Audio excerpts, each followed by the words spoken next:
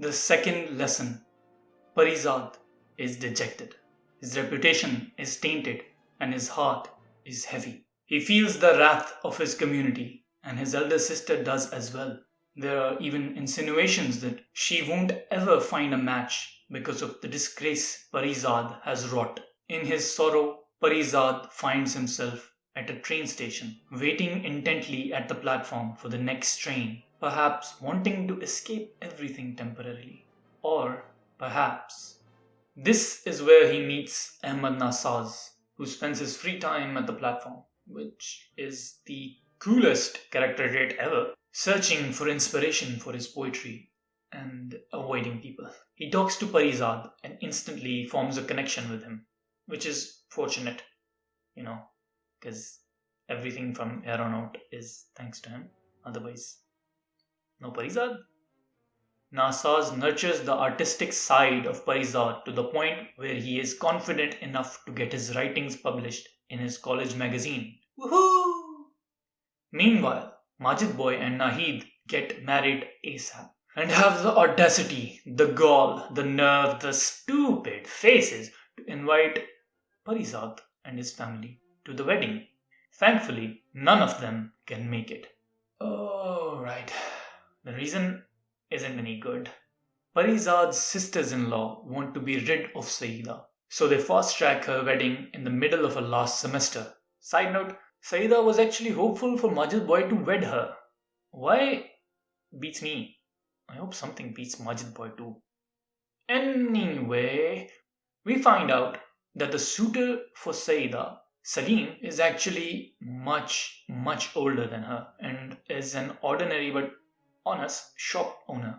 Her sisters-in-law believe that she is lucky to even have his proposal at all, which is precisely why everything is decided hastily and she is wed as soon as possible.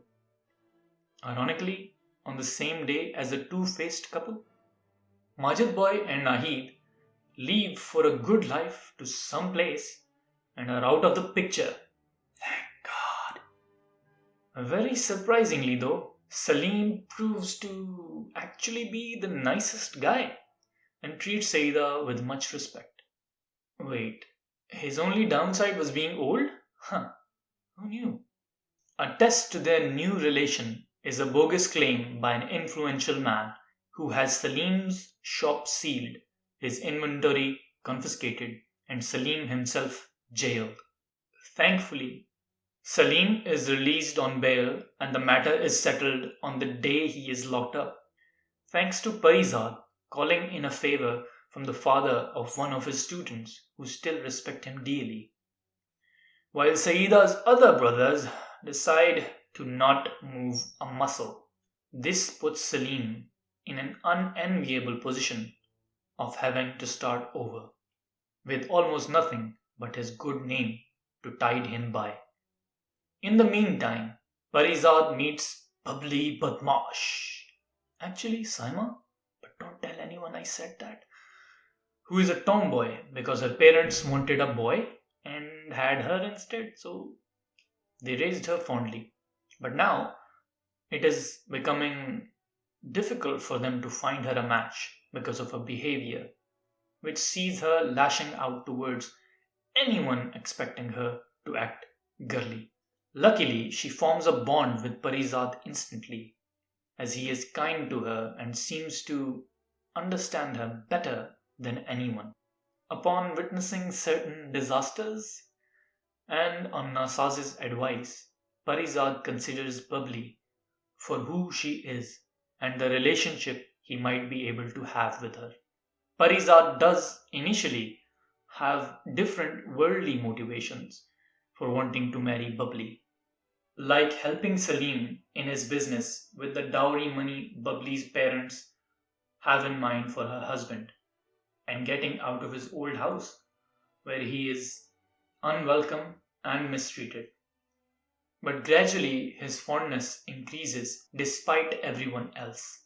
And once this happens, Parizaad is totally in love with Bubbly. You can tell, can't you? To be fair, Bubbly does like him as well, but Parizaad is thoroughly, thoroughly friend zoned.